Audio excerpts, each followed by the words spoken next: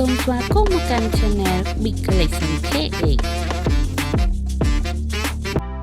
រៀបសួរបងប្អូនទាំងអស់គ្នាថ្ងៃនេះ Channel យើងខ្ញុំមានឈុតកេងគូបង្ហាញលោកអ្នក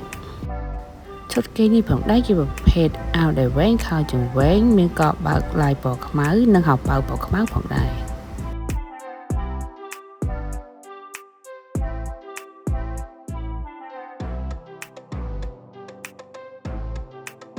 ពូផ្នែកដៃអាវក៏មានឡាយពណ៌ខ្មៅនៅផ្នែកចុងដៃអាវផងដែរ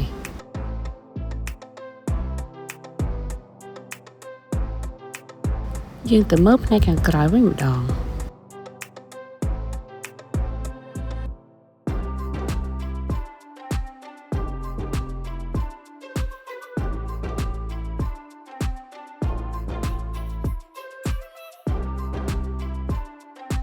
ចំពោះខោជាប្រភេទខោចង្កេះកៅស៊ូ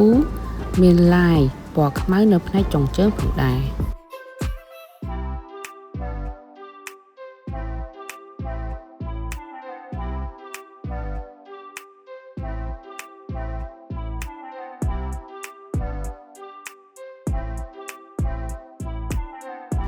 ចំពោះម៉ូតនេះមានទំហំពី size M រហូតដល់ 2XL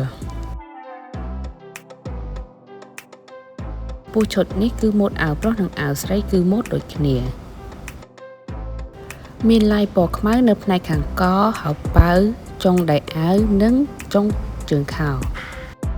សូមចុច Subscribe និងសញ្ញារូបកណ្ដឹងដើម្បីទទួលបានវីដេអូថ្មីៗពី Channel យើងខ្ញុំ